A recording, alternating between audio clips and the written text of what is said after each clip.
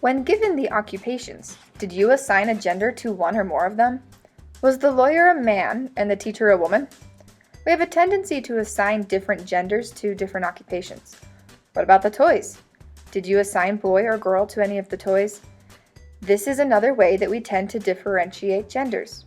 But is that because there really is something in our nature that makes different genders more interested in different things? Or is that interest a result of the way that we were raised? What influences our life more, nature or nurture?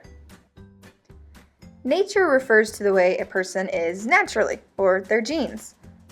Nurture refers to the way a person is raised, or their environment.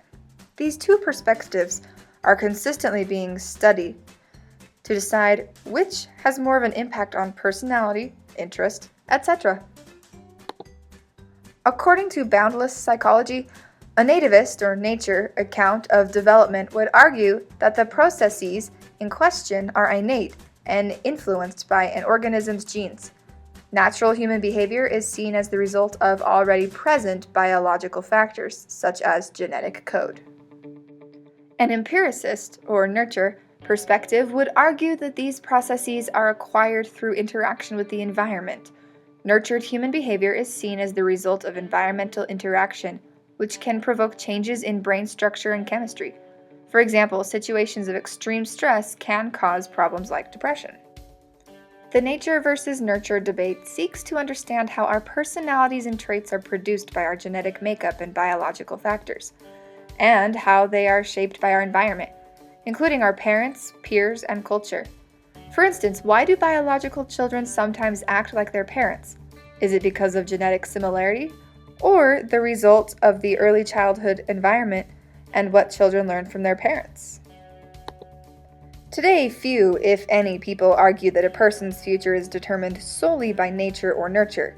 However, the debate is still ongoing about which aspect influences human development more. Does our biological makeup have a greater impact on our development, or is our environment more influential? We have made many attempts to study and answer this question. One way is with epigenetics.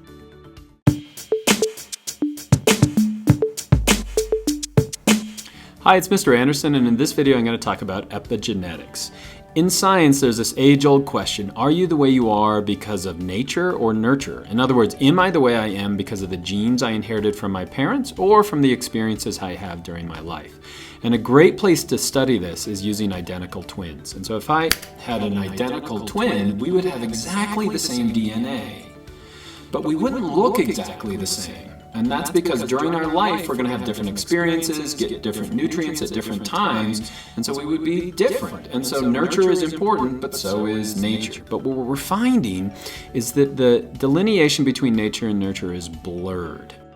Basically, we study what traits twins manifest since they have the same gene makeup, and see if there are any differences in their manifested traits. We have even found that in twins that were separated at birth, they have many similar interests and personality traits. This is not, however, conclusive that nature is the deciding factor when it comes to personal traits. It is very hard to study these traits because they are not necessarily measurable. We have also attempted to study the genes themselves and what genetic differences there are between people with different traits. Again, we have not found anything conclusive yet. Some have attempted to raise their children in a gender-neutral environment, in order to demonstrate that nurture is the dominant factor. Once again, there is no conclusive decision about what is more effective. Results have varied greatly and are difficult to measure. So which one do you think has more impact on the way we develop, nature or nurture?